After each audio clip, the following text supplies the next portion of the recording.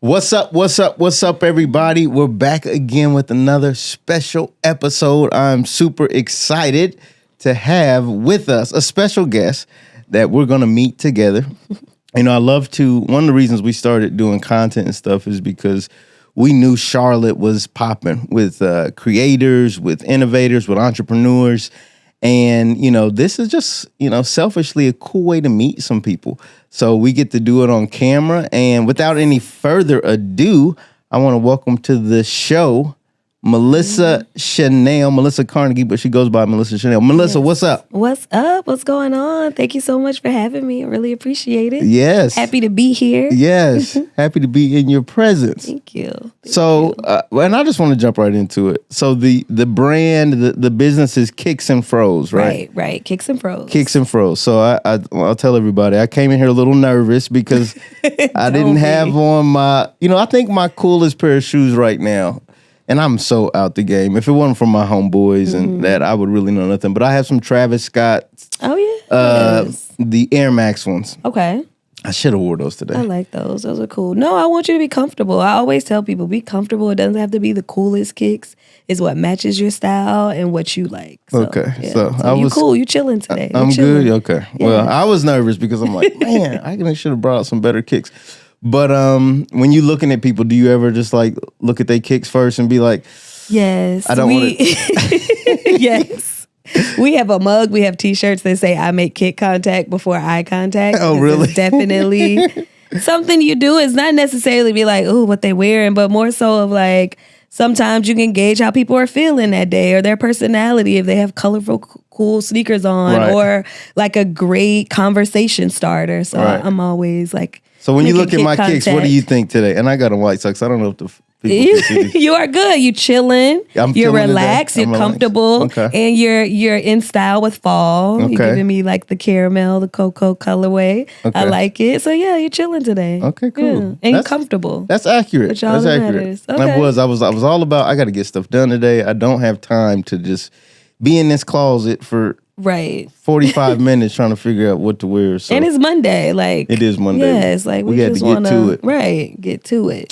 Okay, so let's back up a bit. So tell us about Melissa. Tell us like where you from? Yes. Like just like who is Melissa Chanel? Yes. So I grew up in South Carolina, so small town girl where everybody knows everybody. Community is everything. How small? Like small. One stoplight? Yeah, small? almost. Maybe 3.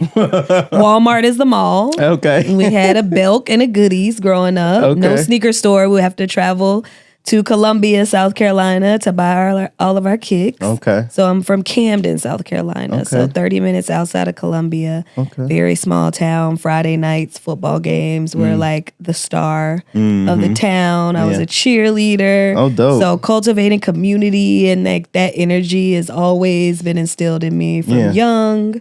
I'm the oldest. I have a brother, 2 brothers actually, but I'm the oldest. So I'm the mama. I think I'm the boss all the time. Boss, yeah.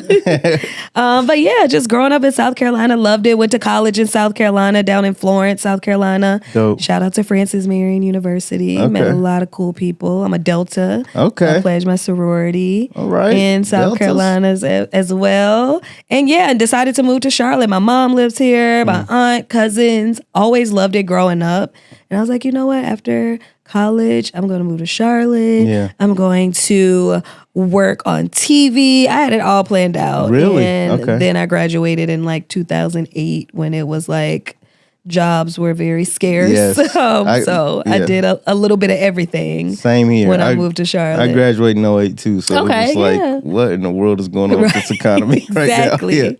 The world was ending. Exactly. That's really cool. So like jumping back to like the high school bit. So you kind of popular kid then? Cheerleaders, popular, kind of in the in crowd, cool kid? In the in crowd, love cheering, love the yearbook staff, always loved taking photos. I was in a lot of clubs, so I would say super active. Pretty popular. Dated the high school football star, so very small town, typical cheerleader. Cheerleader girl, I got it. That's cool. Yes, but loved it. Loved that energy growing up, and it taught me a lot to make me into who I am today. What do you think? What's one thing it taught you? That community is everything. Yeah. Always lean on the people around you, support them. They'll support you. Like as long as you're doing the work and being a great person, like your community will come. Yeah. And always know that you have like people to lean on. I think that's what it's taught me most, and to work hard as well. Yeah. I love that. Okay. So get up here to Charlotte, and I've been here 10 years.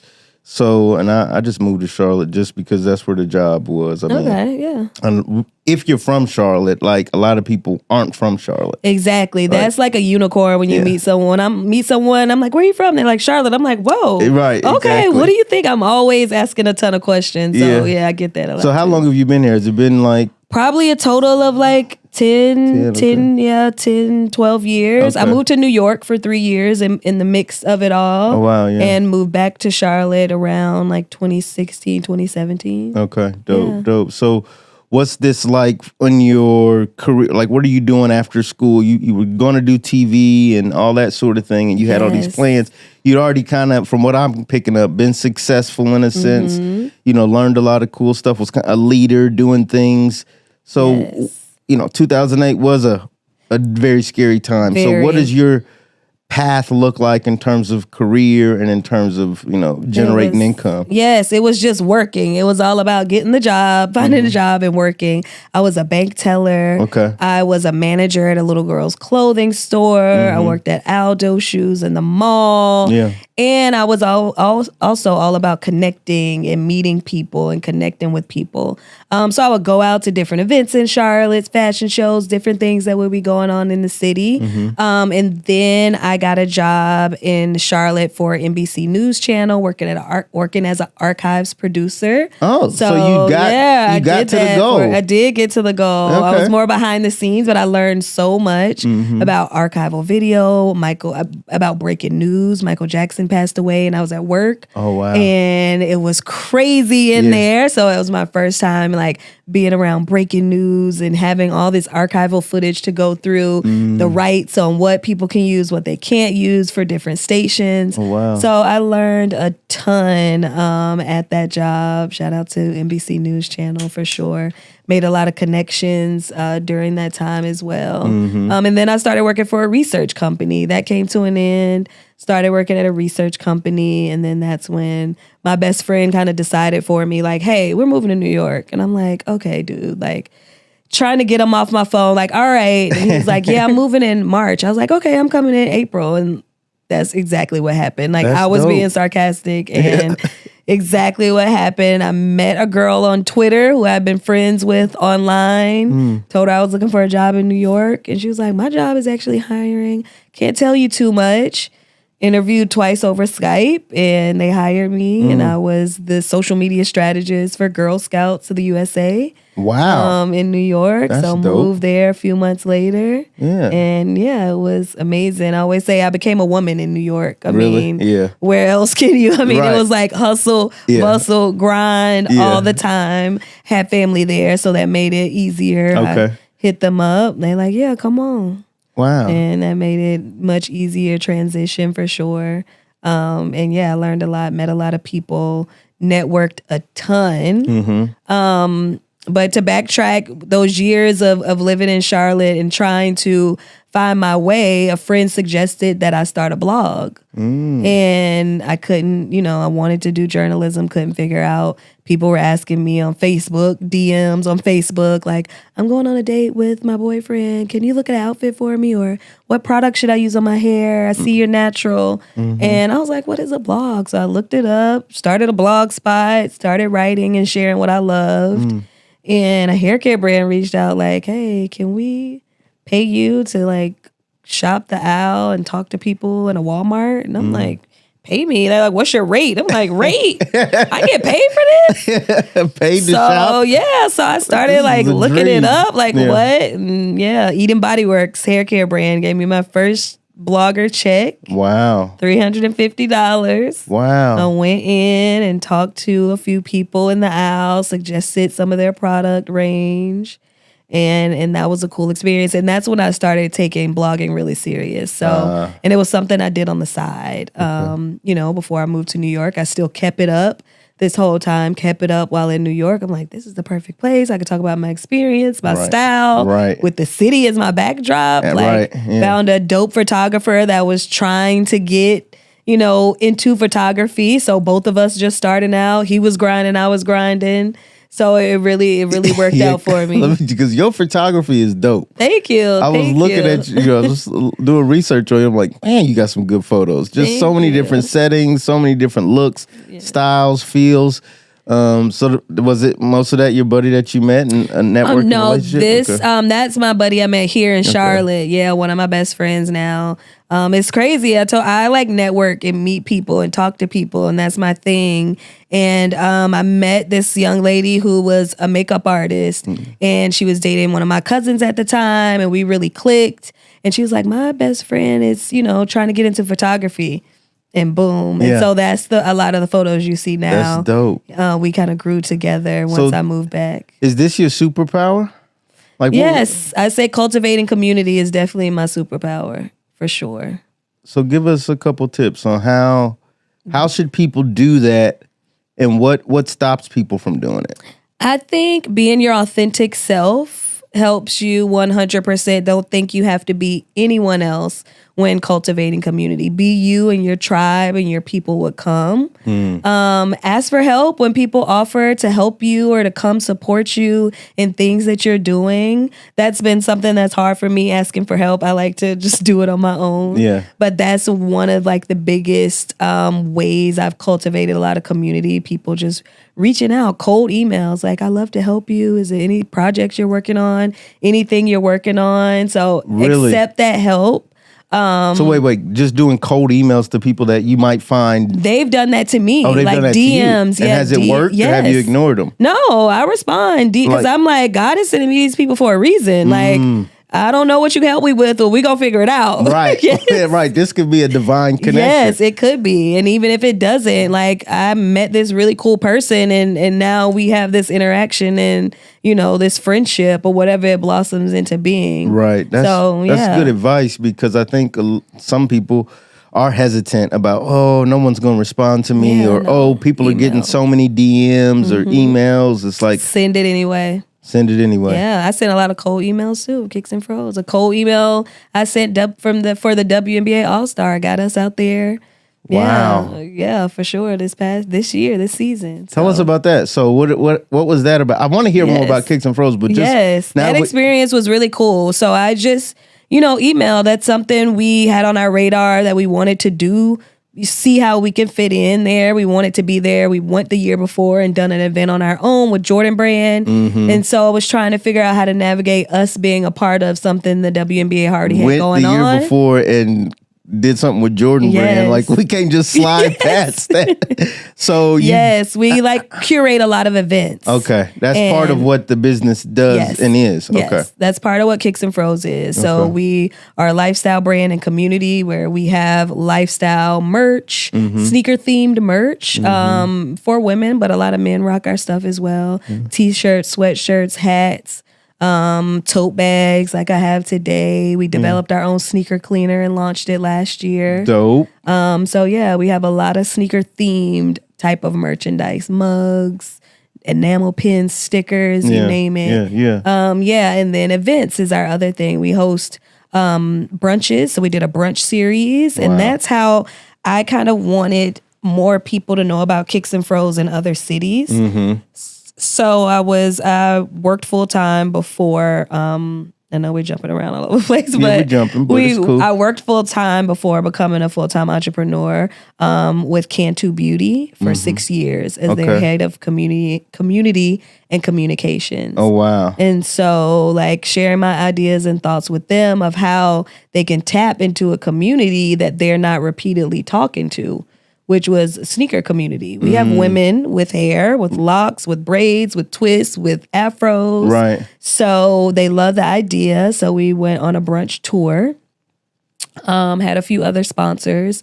We did Charlotte first, of course. And then I use that Charlotte brunch to, ask them, get feedback. What do y'all think about this event? Do you think it's something women would be interested in? Should we take it on the road? Yeah. And the feedback was yes. Absolutely. So we went to Miami, we went to Atlanta. Wow. We went to LA and All the Richmond, poppin' Virginia. spots, yeah. Yes, just to like spread the word about Kicks and Fros and who we were and what we were doing. That's dope. Okay, so let's back it up. Yes, Let's back it up to help everyone out. So Yes.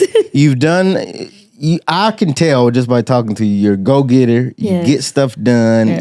You're using that superpower of networking, meeting people, not afraid to put yourself out there. So that's really dope. So as you're building your career and you're going through different jobs and like what you was describing earlier, when does Kicks and Fros come about as a thing? Did you start anything else before Kicks and Fros that kind of fizzled out? Like when does Kicks and Fros become, okay, this is the thing? Yeah, so I've been a content creator for 10 years. So that's what I started with. The blogging, then Instagram came about. So then I hopped on Instagram, started sharing a lot of content and creating a lot of content on my Instagram channel. And that's where a lot of women would find me. I would share, my clothes, what I'm wearing, where I bought it from, share links on where they can buy it, shoes, sneakers. Then I had my friend here who's a photographer take a picture of me in my bathtub with all my sneakers in there. Oh. And then people were like, girl, what? We didn't know you had all these kicks. Like,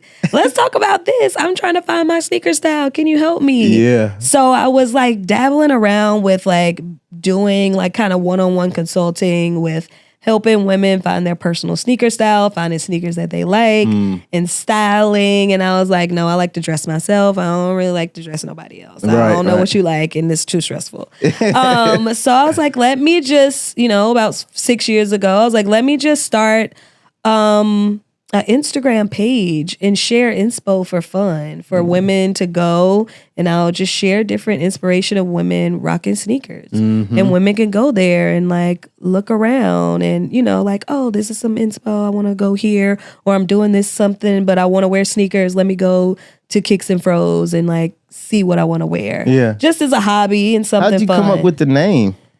Just First try, like this. First try. This is so crazy, and which is why I know this is exactly what I'm supposed to be doing. Because people often ask me how I came up with the name, and it just came to me. Like literally doodling on a piece of paper, writing down different names, and I'm like, Kicks and Fros. Like my love for sneakers. I love beauty. That's how I started. Yeah. Black.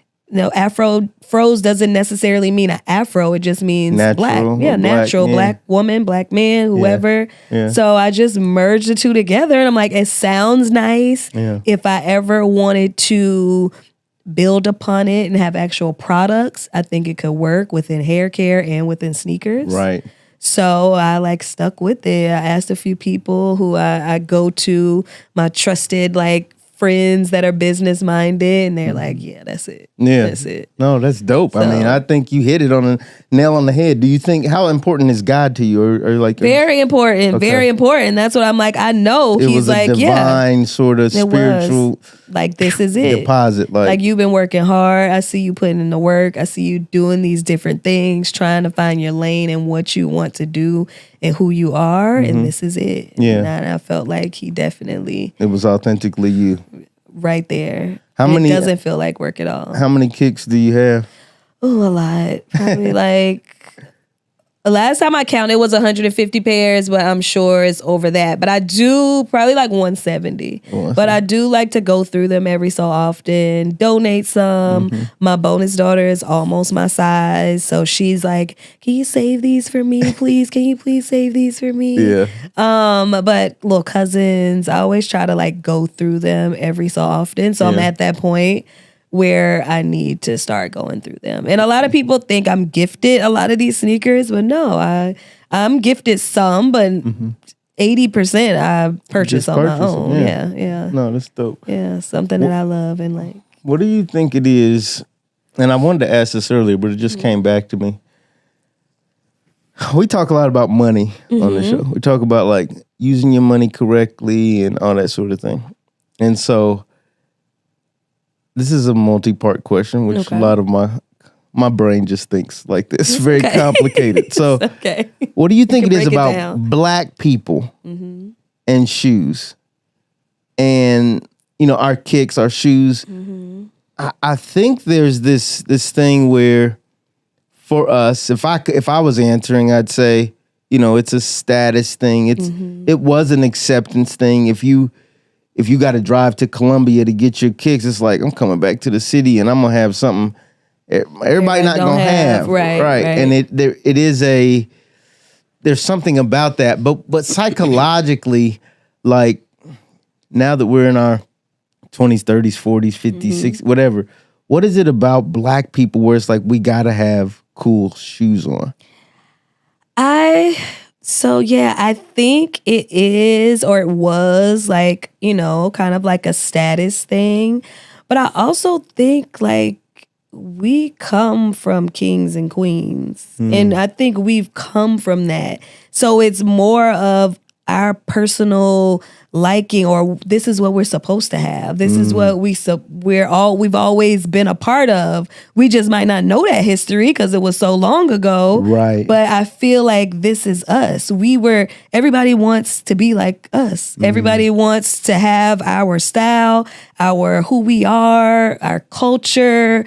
Like, we're the chosen ones. So it's like we can't help it. So we can't help it that we want to look good. We want to feel good. When we look good, we feel good. I always tell people that when you look good, and that's why I say you don't have to break the bank on sneakers. Find something you like. And as long as you like them and you feel good in them, like, you good. But That's good. I do think it stems from that. Like, at one point, it may have been status, but I think that's where we come from, and that's just who we are. Yeah, it's like a natural. I like that answer because it's like we can't get away from it. Like, we want to look good, we want to feel good, we want to be fly. If it's dope, we're gonna find it. We want to buy it. Yeah, and fashion and style. I feel like that's who we are. It is not hard for us, and people are like, oh my God, you're so put together. And this is like, we just woke up, didn't want to spend a long time. And this is like my natural self. So it's just who I am naturally. Yeah. No, I like that. And I think that helps because where I was going with it, sometimes financially, folks are maybe spending to look a certain way or investing to feel and look a certain way, but hopefully they're not, sacrificing something more important, like having some investments in the actual stock market or having purchased some real estate or these other things that we talk about on the show. Yeah, and I'm always with that, like, have a sneaker budget. Don't go over your sneaker budget. Like, have things in place. Not saying spend your last dime on clothing or shoes, or make sure you're budgeting in the right way. And even as an entrepreneur, like we were talking about earlier, make sure everything's in a row.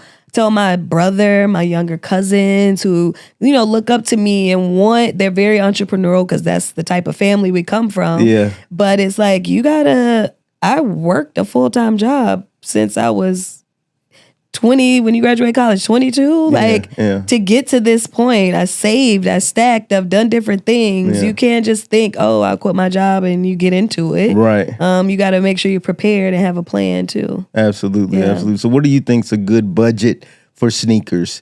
If you making, I don't know, if you make $1,000 a week or $500 a week, which I've gotten this, I think, from like my dad, my brother, they're very frugal, and my husband too. To like, I love a good sale rack and a good clearance section and a good Nike outlet store.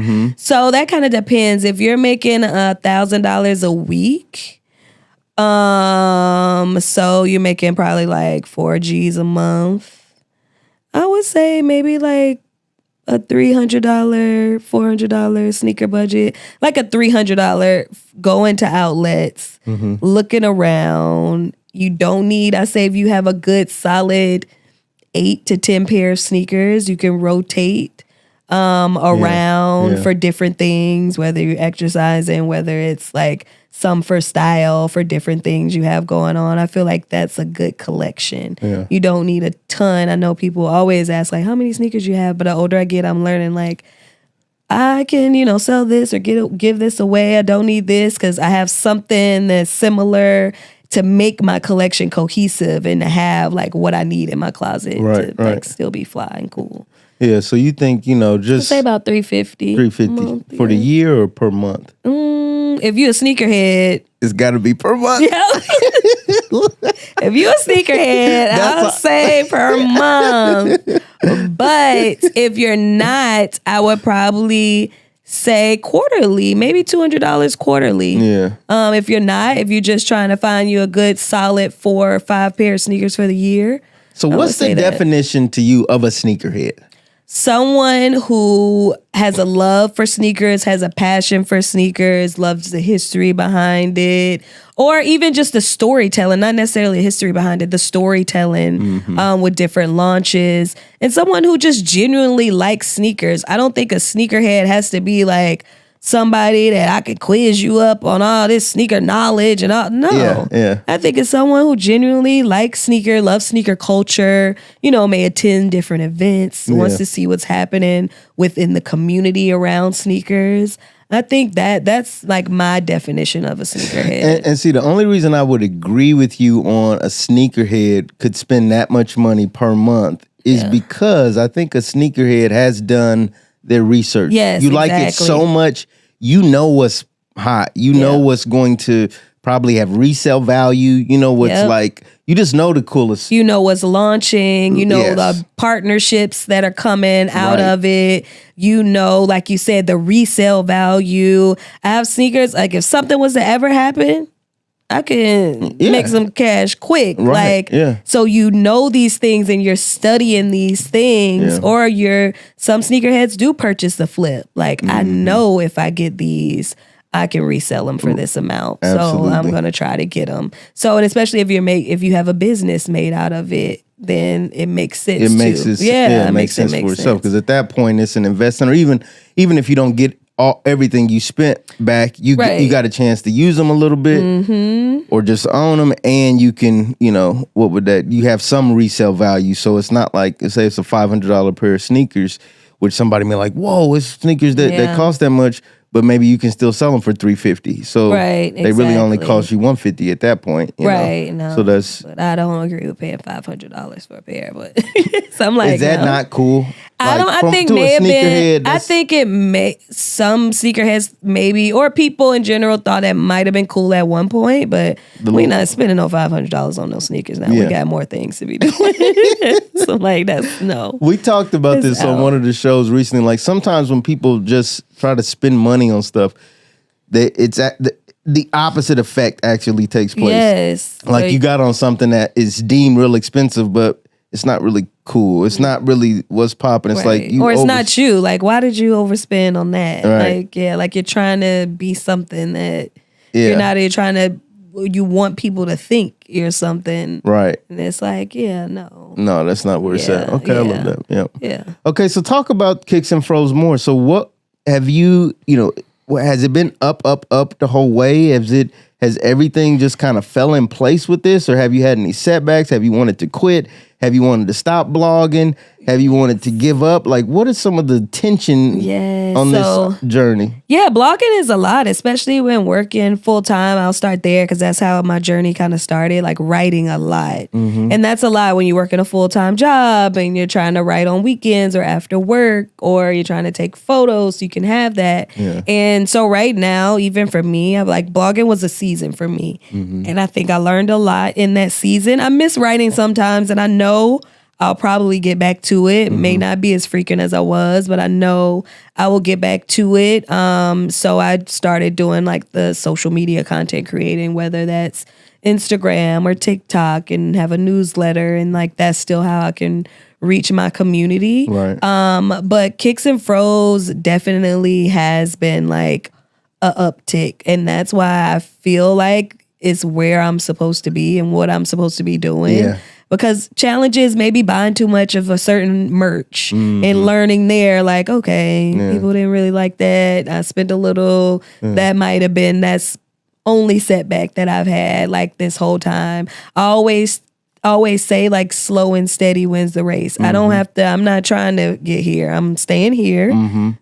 I'm a small business. I'm working where I am. I don't have to try to race to get to any other point.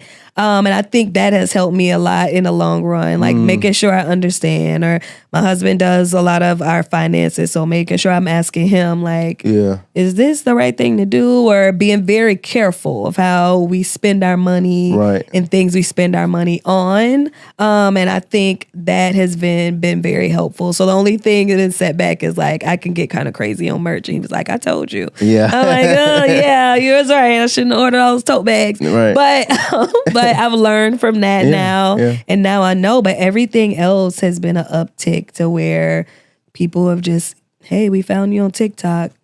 Can you be on Love is Blind? We're doing this. Or, you know, we saw that you were doing this and we love it.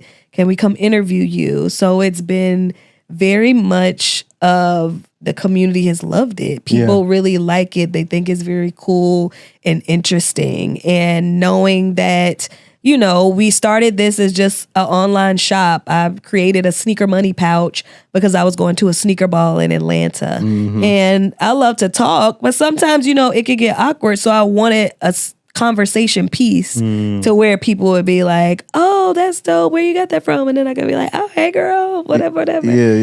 So I made that sneaker money pouch, just grabbed a pouch, ironed on the patches to make it. And it was a hit. And people were like, where can I get one? And I'm like, oh, I'm going to teach you how to make it on my blog. And they're like, girl, no, we want to buy it. So that's how we started our merch store from that point. And so selling merch, getting like interviews, doing community events. That's how we've been able to talk to people and meet people. And I always would see things like online or on, you know, news or wherever where other cities were doing like customization workshops in LA or doing, and I'm like, why Charlotte doesn't have anything like that? I would go to that. And then I'm like, Kicks Fros can just create it for the city here. We could create those different types of events. We can bring all that cool stuff I was able to experience in other cities while working for Cantu. I was managing a lot of their event activations. So I would go to different cities and see activations by all these different brands. And I'm like, Charlotte is a growing city. I know it's not a LA or Atlanta or New York yet, but it's getting there. And I feel like we have a lot that we can bring to the city. So I wanted to do that. What was the gap in time from when you knew that, okay, we should do customization of sneakers? I wish I could go do that somewhere, to the point, oh, I could create it. I could make that a thing here. Probably like 3 years after creating Kicks Fros is when I was like, we can create that here. Yeah. And I teamed up with another community-based, women's community-based kind of creative agency, Women Within, here in Charlotte. And we did it. We did a customization workshop at Be Social. Shout out to Be Social. They have a community space at Social Status that you can use for free. Oh, wow. The community can use it for free as long as you don't charge anyone anything. So we made it happen. They loved the idea. We brought it to life. And I posted a TikTok and it went viral, and I wasn't prepared for that because we didn't have another one until like last year. Really? Yeah, so that was like 3 years later. So you I didn't want to do it. I was like, we're not customizers. That's not what we do. I don't want to be labeled as a customizer. We're a community. We do different events. We sell merch. I don't want people to label us as a customizer. Right. But so God was like, no, girl, this is what you need to be doing. You need to add this in. Yeah. Because the customization workshop that y'all did went viral. Yes. Yeah, it did. But it took you 3 years. You knew 3 years prior that this was the thing you would have liked to participate in. Yep. But it took 3 years to finally say, all right, let me partner with this. Let me find this free space. Let me connect these dots. Yes. Because I think entrepreneurship is a lot about connecting dots that aren't connected. Right. Because I'm like, how am I going to do this? Like, I'm not a customizer. I don't have a space. Yeah. Like, I'm working full time. Yes, I can use. A lot of times I feel like as entrepreneurs, you're working full time. You're using some of that money to pour into your business as well. All the time. Yes, yeah. So I was like, I don't know how to do this. So it was all about that networking in Charlotte, meeting different people, going to Women Within and their events and seeing what they were about and creating that community and, getting really cool with their founder and understanding what they were a part of and what they wanted to do in Charlotte. Yeah. And then that grew and grew and grew of learning the space, figuring out what we can do. So yeah, idea doesn't come. I tell my brother this all the time. You can have an idea, but you need to noodle on it for like a year maybe. Yeah. Or 2, or for me 3 before I can really figure out how this can make sense. Yeah. So don't easily let go of your ideas. Right. No. Don't think just because it ain't coming together, maybe you've got to take more time and bring it to life. Exactly. So talk about what you're learning. So you had the brand activations happening. What is a brand activation and how did you take what you learned there and apply it to Kicks and Fros? Yeah, so I've learned a lot. I learned a lot when it came to working for Cantu. So I started with them as a content creator. I created a lot of content. And I always tell content creators to share what you use on a daily basis. These share and show people what you have in your cabinets and in your house. And that's how you create content around what you already have. And then they'll see how authentic it is. So that was a product I used in college. It was very affordable. It was at the store right up the street we would go to in college. Yeah. So I would share that a lot, and I became, an ambassador for them, then a national ambassador where I would travel a lot with them. Oh, wow. And then I went into working with them full time as a head of community and communications. Wow. So I've learned a lot from product development, from ingredient stories, from package writing to managing like their social team, PR team, press releases, PR crisis. I learned so much in that experience and navigating events and going to events and learning how brand activations come to life from an idea that you may have with your marketing team of these are the products we want to highlight. This is if we want it to be a brand awareness play or sell play, understanding like what all that means and how that activation comes to life for a community-based event or a city-based event in that city. So when I would go to these events and, promote the brand, talk about the brand, educate, I would also, you do these all the time. So you see a lot of the same faces. I would meet so many people from around the world that, have started products or that work for brands. And I would see the type of activations or the things they would put on. And then I'm a social butterfly. So if an event, I'm in that city, if something was going on, I was going to go out, outside of that and check that out while I'm in the city working. And that's where I learned a lot of like, I would want to go to this. Like, why don't I have it in Charlotte? Or why don't we have this? Right. How can I bring some of this back there? Like some of the things that I see and that I want to do, especially when it came to sneakers. And so brands, entrepreneurs should be looking for events in their city. Yes. They can then figure out how to either get a booth or get some sort of setup at that event, or go and attend. You don't have the money to if you don't have the money to vend, just go out there, go and attend those, walk around, learn, see what these other brands that may be larger than you or on your same level are doing. Yeah. And learn from that and so brainstorm from that. Many times they're either, you mentioned building awareness. Yep. That could be the only reason. We're just here. We're not going to make any money. We're just sampling. We just want people to know and understand who we are. And we're trying. So you mean like what would be an example of an event that's going on in a city where, say, Atlanta does a World Natural Hair Show. Okay. That was one of like the first events I ever attended as a blogger, as well as worked at for a brand. So say they have tons of booths around, and you go to a booth where it's all about awareness, a brand awareness. Yeah. They have samples. They might have some swag, stickers, t-shirts, something. But they also have pamphlets. They're also educating you. They're also telling you where you can purchase the product. Gotcha. If it's online, on their website, if it's at a retailer near you.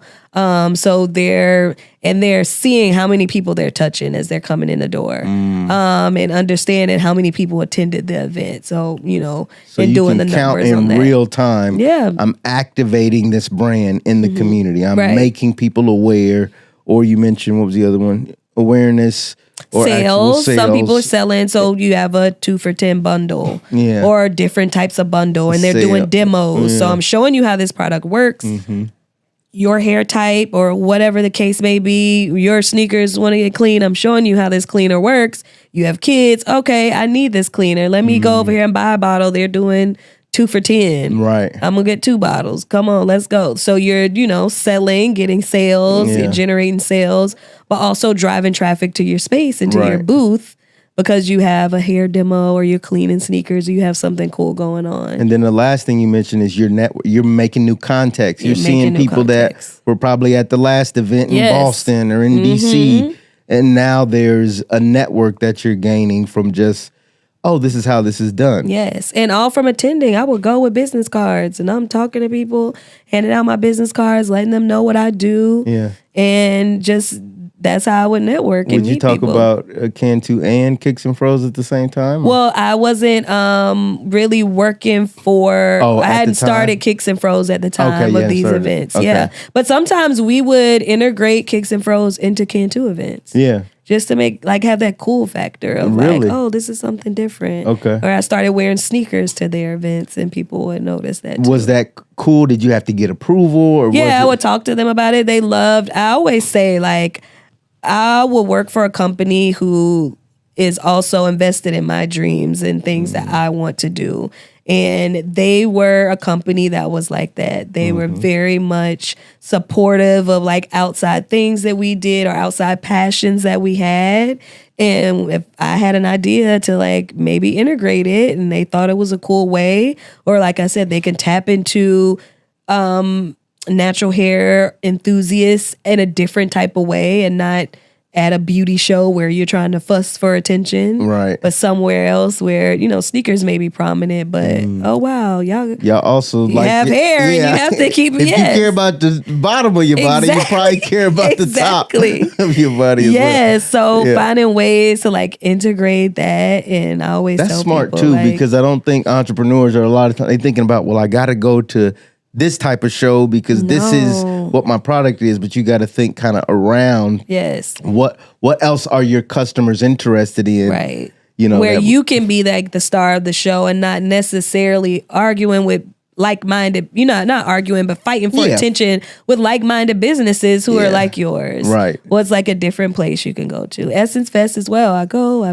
give business cards out, meet different entrepreneurs and business owners as well. I'm always trying to, I feel like that's how you create community, and that's how the community supports you as well. Finding them where they are and not necessarily, trying to do other things. I love this because one of the things I try to fight is people say that, jobs are just stealing your life and jobs is a waste of time and jobs is what you do to be just over broke and just give up on your dreams. I'm like, no, there are good jobs out there. There are good jobs. And yes. jobs that can dually influence your entrepreneurial path. Yep. Look at everything you picked up Yep. in that role. Yes. And now with Kicks and Fros, it's okay, and you teaching me we could do this, that, and the third. Yes. With just because I was at a level where they were doing it on a big scale. And they let you do stuff with them. Exactly. You was able to activate your brand along with their brand in some cases. Yes. So that's really cool. So Yeah. how did that end? What happened there? Was it end bad? Was it No, I always said I would do both until I couldn't anymore. Okay. And it got to that point where I was talk to my husband yeah, it's getting kind of hard. Yeah. I'm having to take off to try to, go here and do an interview or go and set up. Yeah. Or I'm trying to do this and then I got to work. And and I travel a lot for Cantu. So, and I knew I wanted to be set in Charlotte and be able to network. And I was I think it's gotten to that point where I'm going to have to choose. Yeah. And it was December, so it hadn't been a full year of full-time entrepreneurship. Like December 31st was my last day. I still help my team out because I love them. That's like my family now. Really? So, That's so you know, nice. if it's something that they would love for me to work on, I'll freelance and help out. I love educating on the brand. They want you back. Different things. Yeah, I helped them out a lot, but they understand. They understood. Yeah. They knew it was probably coming, Were you but they're sad? very supportive. I was. Did you cry a little bit? I was a little sad. I didn't cry. A little sad. Like, I know I'm gonna miss that energy and all the things I learned. I don't like to leave people. Like, I don't want to leave y'all hanging. Yeah. But I didn't. But I think I was more like a weight lifted off too, of like, oh, I was successful. I did what I needed to do there. And So you got out before you is the start time. letting them down, or before things start getting too messy. Like, Yeah, I didn't don't want to wanna let y'all- want to ever feel like super burnt out where I wasn't able to complete my work and do a great job. Yeah. So yeah, definitely like that's my family for It was the sure. response. So how has it been? Has it a month or whatever? Has there been anything scary financially? Like, I wouldn't say scary, but I will say as an entrepreneur, you kind of have to do more planning of your funds and where your money going, and things like that. Because you're so used to, I think people are often nervous about taking that leap because it's not every 2 weeks that check ain't hitting. Right. You have to work to earn and get your money. Like, if you're not working, you're not getting paid. Right. Ain't no check just showing up. It's not just showing up. Yeah. So I think just making sure I was aware of that. That makes me nervous sometimes. I wake up like, girl, you ain't getting no check in 2 weeks. Like, what is happening? Yeah. Does it make you focus? I think so. It makes me hyper focused. But I'm like a super shout out to my parents because they're very much hustlers. So I think I have, I'm laser focused. You gonna eat. Yeah, because I'm gonna eat. Yes. Yeah. If I gotta get $1,500 by tomorrow, I'm gonna get $1,500 by tomorrow. It's gonna happen. Yes, it's gonna happen. I'm gonna do what I gotta do. Yeah. But I think also, making sure you have a financial plan too. You planned out. I saved a lot. When I was working full time, I was able to do things with the money that I needed to for my business, get a lot of things done, like even before leaving, understand what I needed to invest in, understand what kind of savings accounts I needed to get. Also, budgeting was like a huge part because I'm working full time. I'm a content creator. I'm doing Kicks and Fros. So money just coming from everywhere. But understanding all your dollars need to have a place and making sure you stay with that and stick with that. I think that's something that I've learned. But it gets scary sometimes for sure. I think we say if you don't tell your money where to go, you'll wonder where it went. Yep. Right. If That's good. If you don't tell your money where to go, you'll wonder where it went. Yes. And that's what we try to teach that here too, is like get on an automatic savings plan, or like the money's just coming out to the point where it's going to the savings account or to the investment account or to here and to there. So you get into that habit of like, this is what you have. Yeah, this is what I have to work with. And I already done what I call paid yourself off the top. Yep. Paid your future, paid that, 70-year-old you that ain't gonna be able to run around like we can in our 30s and 40s and whatnot. Yes. No, So, I love that. I love that. Yeah, so that's big. I love that you're embodying that and that you're now benefiting from it because now you're able to take a step out and not have to be shaking in your boots so much because you said, look, when I did have that extra job income, I did as much as I could to do right by it. And now I can focus on this business a little bit more. I wasn't just frivolous buying 100 shoes doing whatever 500 shoes. And you the Kicks and Fros girl. If anybody's going to buy shoes, it's me. It's you. But Exactly. If she can be disciplined, y'all can be disciplined. For sure. About your money and about your savings. For sure. And as a content creator, I share a lot of my fashion and my personal style. And so I'm like, okay, if I buy this, I got to sell at least 50 of them. Right. So I'm making my money back plus more. Right. So that's something I always tell myself And too you when I'm think buying like that. things and I'm thinking about that. If I buy this skirt, I got to sell 25 of them. I got to go work. So I got to make this money. So I Make got it to back. style it. I got to share links. I got to make sure people like, oh, I want it too. Yeah. So that I already made this money back. That's I'm not probably really huge. purchasing. So if you're a content creator, make sure you think like with your Tell 'em right there. purchases. Tell 'em right with there. your purchases, all my content creators, especially beauty, personal style, even travel, like think about it like, okay, if I purchase this item, let me make sure I create content around it so I'm making the money back plus more. That's huge. I feel like I'm not asking you enough now because I know it's content creators that are like, well, how do you get the link? And how do I get paid? And how do I sell this? And how, so yeah, no, but it's a lot of different places. Like to Know It is one, Shop My, How. There are a lot of third-party places now that work with businesses like Nike, Nordstrom Rack.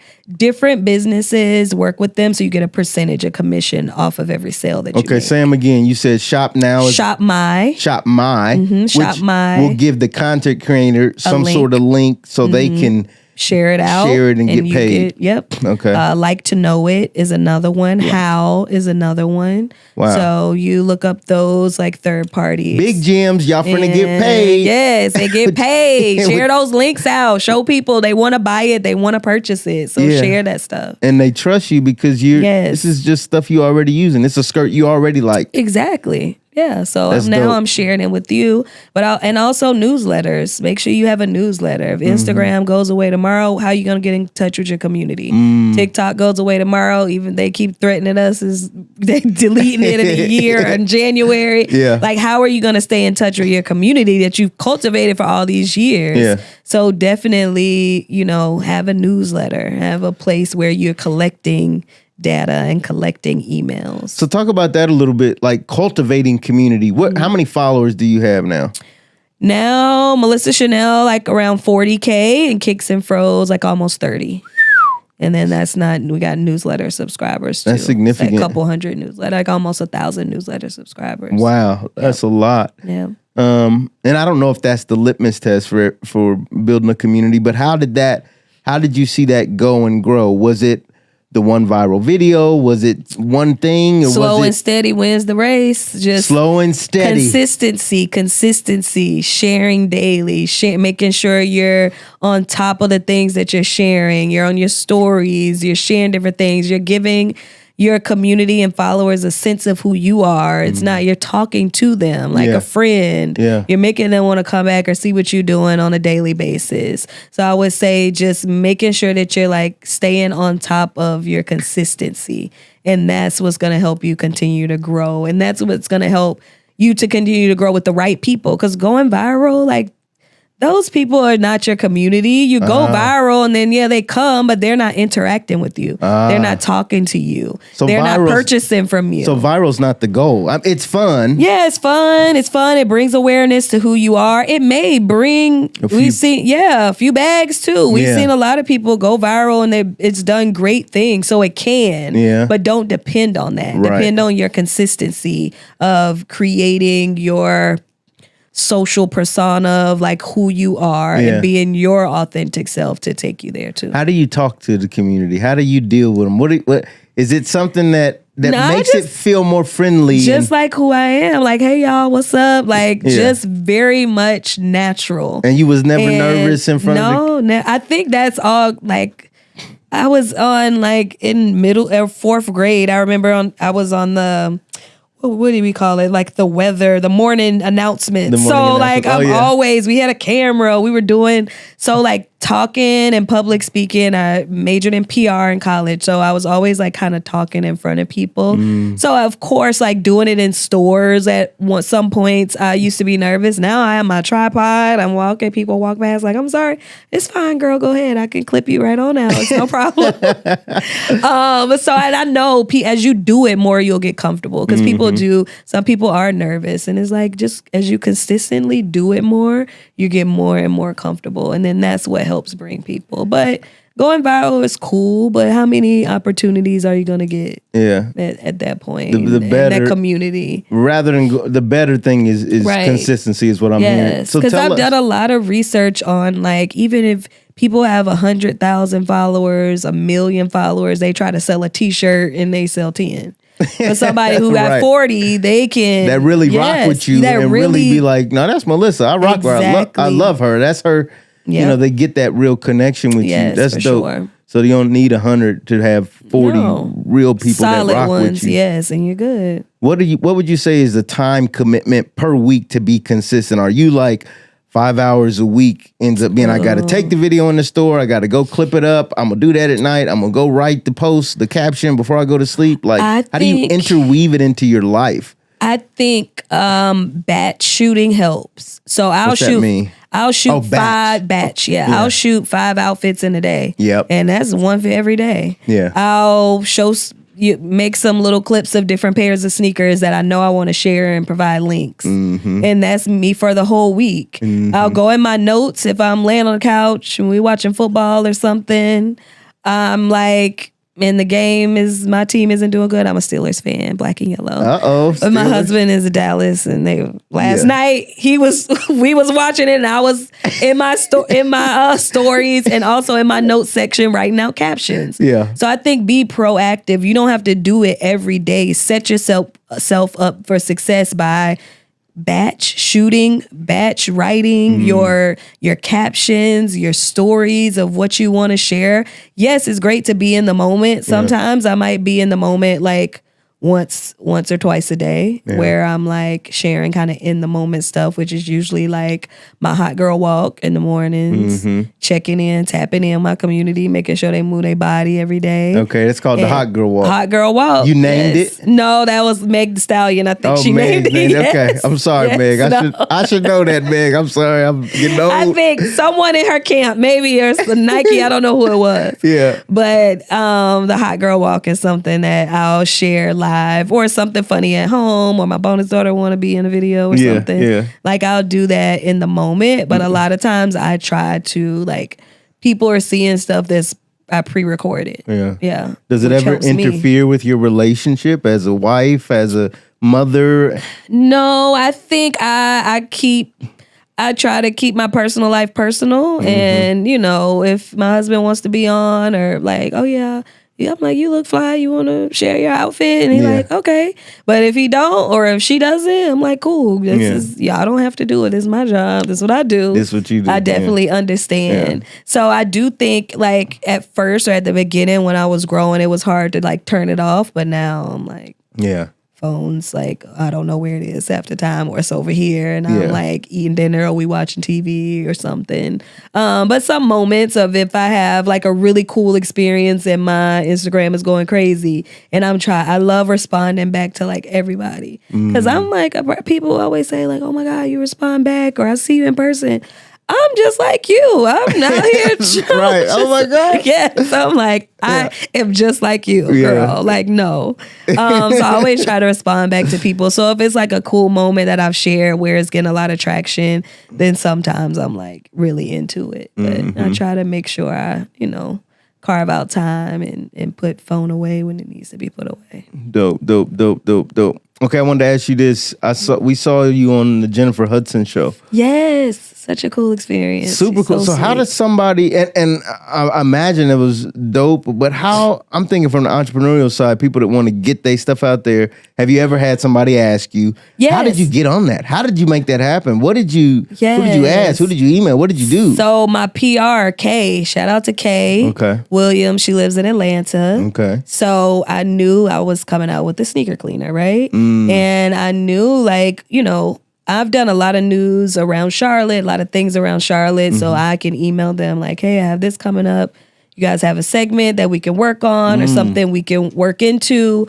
But I knew that I wanted it to be bigger. So one of my friends knew her. We talked to each other, and I hired her, and she was able to pitch me to different publications, different news outlets, talk shows, and they loved Kicks and Fros. They loved what we were doing. They loved customizing kicks, very intrigued by it. Yeah. And they wanted to have me on the show. I'm like, wait, me? They're she's like, yes. So it was a really cool experience. So down to earth. I'm Yeah. like, for her to have an EGOT and every award demand, and she just cool. Like, Really? and I'm never nervous, like ever. Yeah. And I'm like, what's wrong? I'm telling my best friend because he lives in LA, so he came. I'm like, he's like, you're probably a little bit nervous. I'm like, dang. Like, right. I ain't never had this feeling that's before. What it feels like. I'm like, I'm Am never I sick? nervous. I'm like, what's going? He's like, you're probably a little bit nervous. That's cool. Just be yourself. So having him there was perfect. That's exactly what I needed. And she was so sweet, like just so cool, like a cousin or something. Yeah. And it was fun to like do like the customization on air. Right. And then the magic of it was so crazy. So this story, before the show, we're like sitting in the back in like a green room, and they come and they're like, our art department, most everybody is out sick, and the one person we have is out doing some errands for another segment.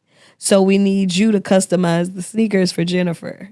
Because of course we did some stuff on air, but then I brought her the finished customized pair. Wow. And I was like, okay. So instead of chilling before I go on, I was customizing sneakers. Wow. Which was really cool, very like stressful. Yeah, I imagine. But we did it. They came out bomb, and I was able to present her with them. Then they surprised me with the Jennifer Hudson pair of Converse. So that was cool. But that was really sweet and such like a cool and surreal moment. So yeah. That is so dope. But yes, as an entrepreneur, you have to hire help. You have to put budgets in place for if you're coming out with a product or whatever the case may be. And I was fortunate to have put budget aside for PR. And so I was able to hire her to help us out for about a year. And that was that another thing you kind of picked up by just being in the business of said, hey, we got to have a budget to really activate this thing and push it out. Yes. That's dope. I love that. I love that for you. I love it for everybody at home that's listening, because it's like, even in that moment in the green room, you met the challenge. Like, and I just love being around people that just, they just don't let potential stay, stuck inside of them. They pull it out. Uncomfortable, They get As an entrepreneur, for real, you have to be okay with being uncomfortable. So that was a very uncomfortable situation, and I did what I had to do. That's where all the growth happens. Yes, for sure. I agree with you. So what kicks do you have on today? Today, I have on some Melody Asani Jordan 1s. And these were a collaboration she did with Jordan Brand. Wow. And they have a message on it. It says, if you knew what you had was rare, you would never waste it. Wow. Yeah. If you knew what you had was rare, you would never waste it. And I just thought they were cool because they're mismatch, of course. They have the big clocks on them. And they were a women's collab. So I love when Nike and Jordan Brand collab with different women. Yeah. I think we bring a cool edge and style to sneakers. And I'm so happy the fellas love it too. They love how we've, come into this community. Because a lot of times, like, sneakers was such a male-dominated industry. Yeah, so a lot of women are, having our voice and having a seat at the table and being able to collaborate with a lot of these larger brands and being able to do things with them. And even though Kicks and Fros is very women focused, we support the fellas. They support us like no other. They wear hats, they wear hoodies, they wear t-shirts, all the socks, all the things from us, which I really appreciate. They do get mad at me and message me or email me like, so we can't come to the events? When you gonna have an event that fellas can come to? So, but the support has been real. But yeah, I love when they collab with women. Yeah. So that's been my thing now. I always try to get like the women's collabs. Yeah, now. That's dope. Yeah. That's dope. I respect that. You're pioneering, you're, setting a tone and setting a pace for people to, who cares if it's male dominated, right? Get in there and show that, I can still be a lady and I can still be fly Yeah, with fresh still kicks love on. kicks. You can wear them with dresses, business suits. Yeah. I wear them to work all the time. They're like in a meeting, Yeah. full business suits, and they're like, "Oh my God, they look so good with your sneakers." I'm like, "Yes, Yeah. you can wear them with everything, pretty much." I love that because, and I talk to one of my business partners about this a lot. A lot of black people in general, it's like folks have tried to force us to assimilate exactly. It's like you remember when I was getting in business, you need to shave your face and shave it. Well, it's like if I shave all of my facial hair, I look like I'm 10 years old. Exactly. So why do I need to do that? Right. This is who I am. Right. This is who I am. I'm keeping, so I like the fact that people like you are, hey, I'm going to wear my sneakers. I can still be in the business meeting and add tons of value. Exactly. And so, okay, so tell the folks, I know we're running out of time, but tell the folks about Kicks and Fros. And Melissa, like, what do you do? What can you do for people? How they can they connect with you? Yes. Because I'm ready to hire you right now to Yes. do 30,000 things. Yes. So Kicks and Fros, you can find us online, kicksandfros.com. Kicks and Fros on all our social platforms. We also have an office space and store in Camp North End. So I work out of an Airstream in Camp North End during the week. And on the weekends, we open it up for people to come and shop our merch. We have tote bags, t-shirts, hoodies, sneaker cleaner that we developed and launched last year. And we host events in different areas and in the city of Charlotte for sure.